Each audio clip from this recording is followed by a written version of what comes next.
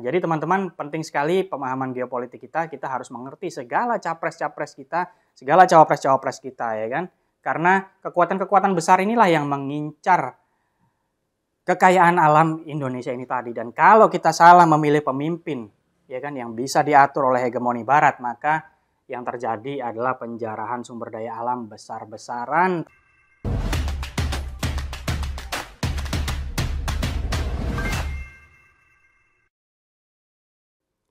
Kemarin sudah kita saksikan bersama aksi damai bela Palestina di Monas. Ya, besar sekali acaranya, kabarnya dihadiri sekitar 2 juta warga ya. Jadi ini bentuk solidaritas warga Indonesia untuk Palestina gitu ya, harus kita apresiasi. Ya, bagaimanapun juga bangsa kita adalah bangsa yang secara konstitusi menolak segala bentuk penjajahan di muka bumi. Dan kita juga menolak penjajahan Israel terhadap Palestina. Maka aksi-aksi damai seperti itu, ya kan, sangat kita apresiasi sekali untuk diadakan.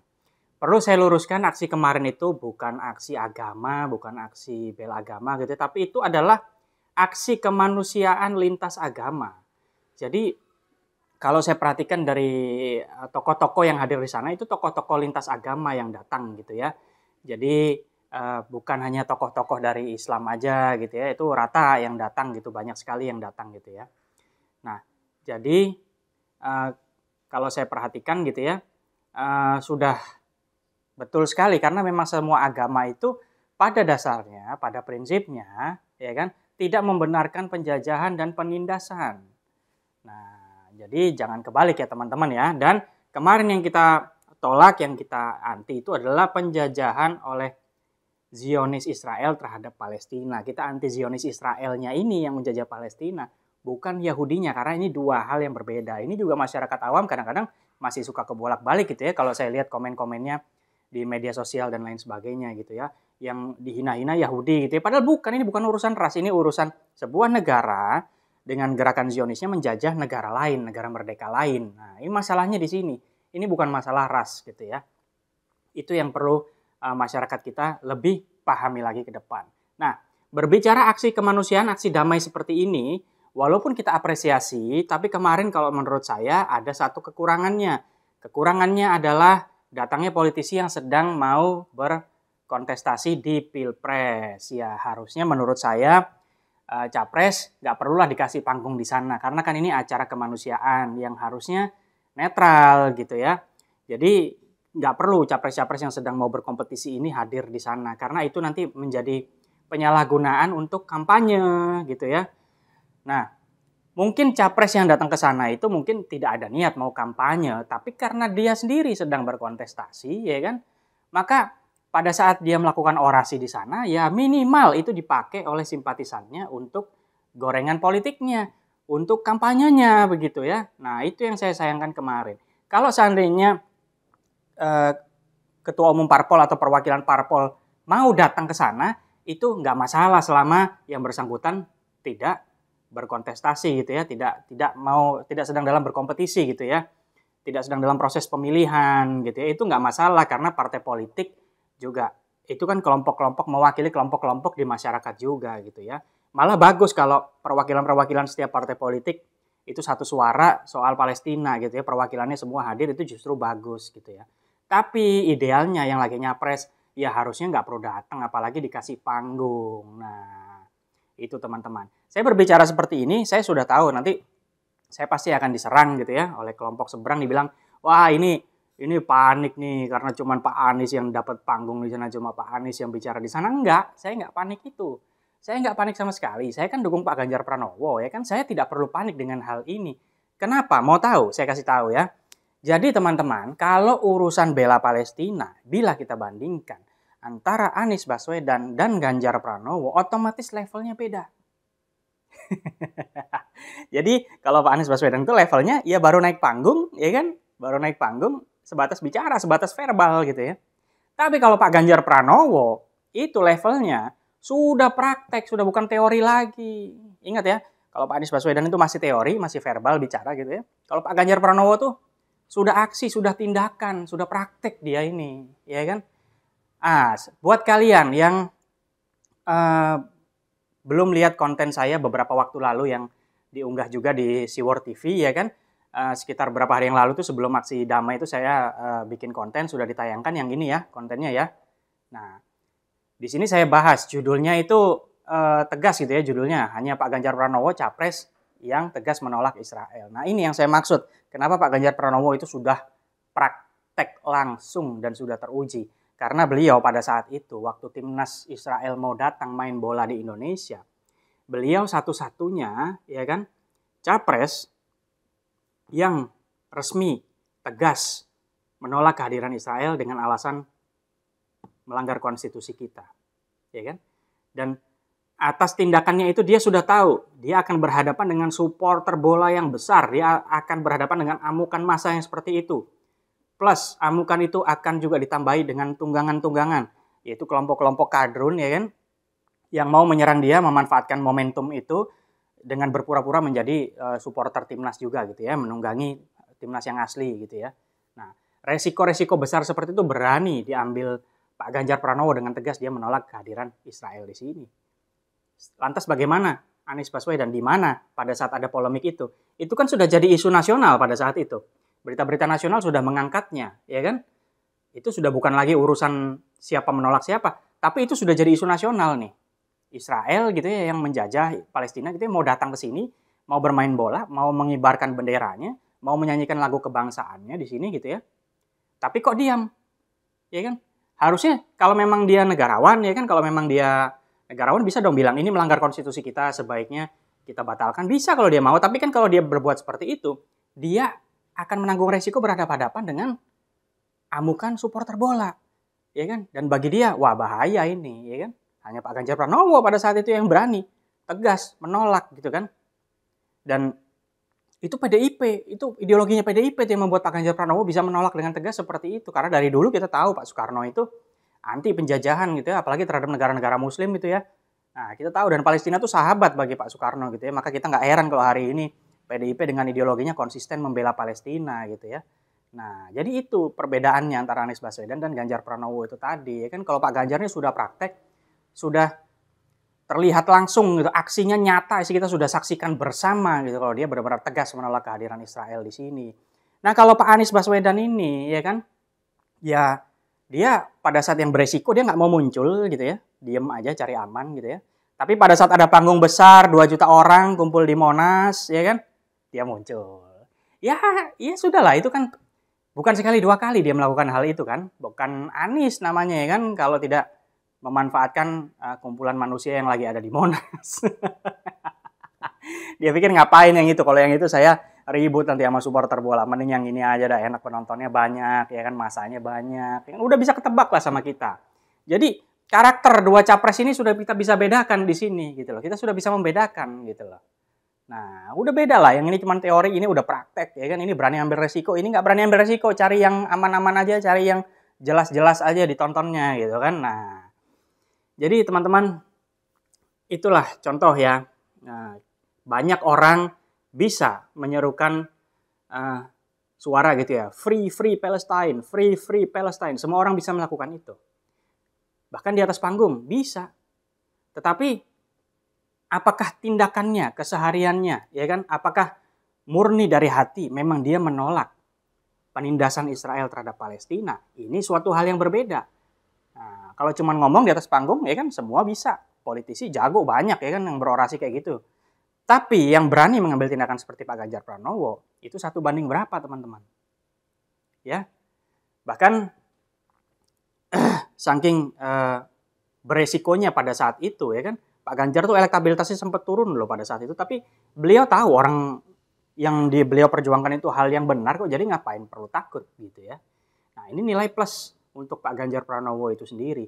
Jadi salah betul kalau saya iri kemarin yang dapat panggung cuma Pak Anies Baswedan dan Pak Ganjarnya enggak sama sekali justru. Ini saya kemukakan alasannya. Begitu ya.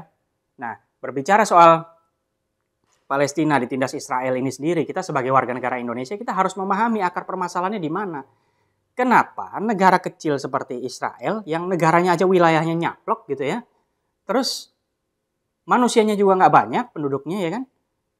Sumber daya alamnya juga tidak banyak, tapi persenjataannya bisa super canggih. bisa menjajah Palestina bertahun-tahun sampai sekarang. Nah, ini kan pertanyaannya. Ini yang harus kita pelajari. Ini dari mana? Nah, sumber-sumber pendanaannya itu dari Amerika yang APBN-nya banyak sekali dikirim ke Israel. Dan dari perusahaan-perusahaan multinasional yang mereknya terkenal, yang mungkin sampai hari ini masih kita konsumsi produk-produknya. Perusahaan-perusahaan multinasional itu juga menyumbang pundi-pundi ke Israel, sehingga Israel sampai hari ini masih sangat kokoh sekali, teman-teman. Jadi, kalau kita mau mencari solusi atas apa yang terjadi kepada Palestina, ya kita harus pelajari akar masalahnya di mana. Nah, jadi nggak bisa kita hanya misalnya besok kontestasi Pilpres di Indonesia gitu ya, kita pilih yang paling kelihatan membela Palestinanya, ya kan? Bisa bahaya kalau cuman kayak gitu. Kita harus lihat di belakangnya. Nah, yang dukung capres ini siapa? Bagaimana kalau ternyata capres yang tampil paling terdepan, ya kan, paling terlihat terdepan membela Palestina, tapi justru belakangnya ada hegemoni Amerika yang mendukung dia untuk berkontestasi. Ini kan nanti jadi langkah kontraproduktif, ya kan? Boro-boro kalau wakilnya itu janji politiknya sangat tinggi sekali, kita akan merdekakan Palestina bila menang, ya kan? Lah gimana caranya? Kalau capresnya dia, pasangannya dia, itu ada tanda-tanda didukung oleh Amerika Serikat. Jadi apa ya? Jadi kontradiktif kan? Ya kan? Nah, dan kita sudah tahu dari dulu pada saat acara di aksi damai Monas kemarin itu kan para hadirin itu kan marching gitu ya, kelilingin Monas gitu ya. Ngelilingin Monas. Dan kalau ngelilingin Monas otomatis kita akan mengelilingi kedutaan besar Amerika. Dan ada beritanya, saya punya. Ini dia beritanya. Nah, pada saat masyarakat itu lewat jalan marching di depan kedutaan Amerika, itu yel-yel merdekakan Palestina tuh dikerasin ngomongnya, diteriakin, ya kan, lebih keras dari sebelumnya. Ini apa? Ini tanda masyarakat kita kesal sama Amerika. Masyarakat kita paham betul siapa penjahatnya di belakang ini semua.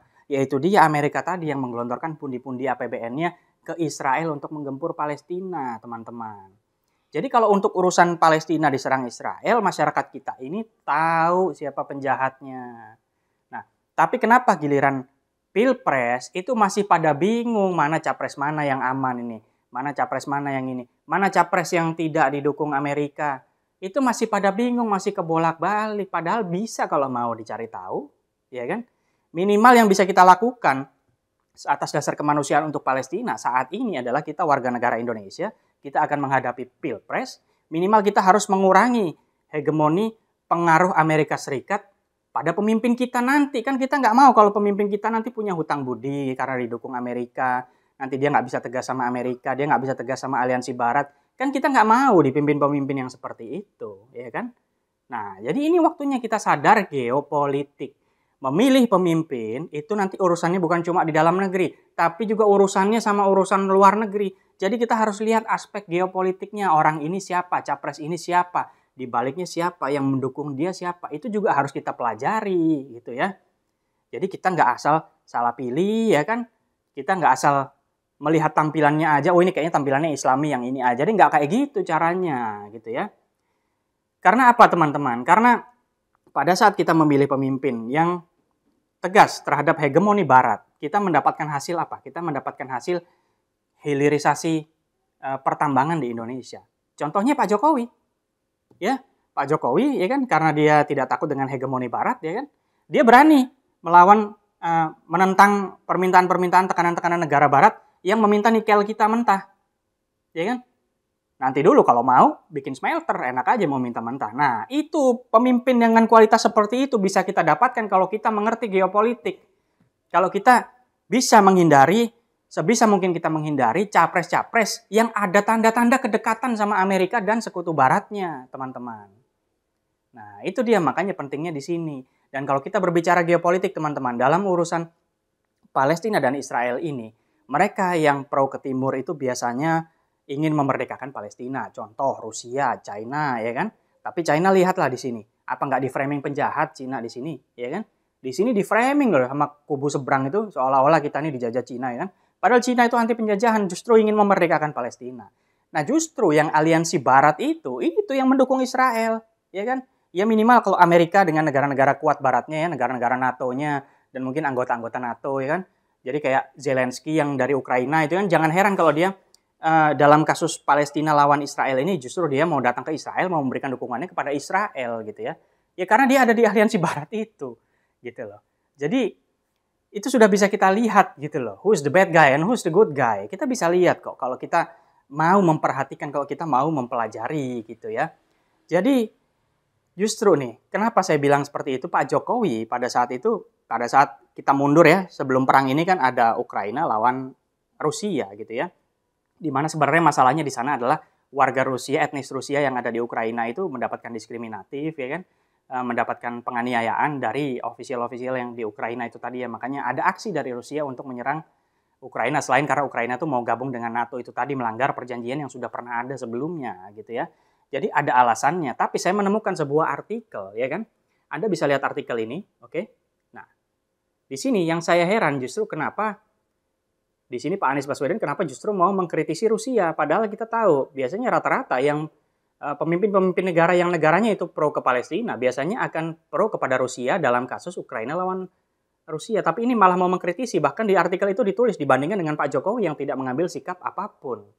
Nah, jadi ini yang membuat kita ragu gitu ya loh. Oh di depan panggung kok free Palestine, tapi di belakang kok mengkritisi serangan Rusia ke Ukraina ya kan. Kita kan tahu Ukraina itu mati-matian dukung Israel juga gitu kan, dan Israel juga dukung Ukraina gitu kan ya. Jadi ada hal-hal seperti ini yang membuat kita jadi ragu gitu kan. Ini membuat kita ragu nih informasi-informasi yang seperti ini gitu ya. Nah, jadi teman-teman penting sekali pemahaman geopolitik kita harus mengerti segala capres-capres kita, segala cawapres-cawapres kita ya kan. Karena kekuatan-kekuatan besar inilah yang mengincar kekayaan alam Indonesia ini tadi. Dan kalau kita salah memilih pemimpin ya kan yang bisa diatur oleh hegemoni barat, maka yang terjadi adalah penjarahan sumber daya alam besar-besaran tanpa hilirisasi, dan kita tidak mau itu semua. Dan terlebih kita mau menyatakan sikap bahwa Indonesia tetap negara yang mendukung kemerdekaan Palestina, dan kita warga negara Indonesia siap patuh kepada konstitusi. Ya kan, kita tetap menjadi negara yang menolak segala bentuk penjajahan apapun bentuknya. Baik, saya rasa demikian. Terima kasih. Jaga terus NKRI.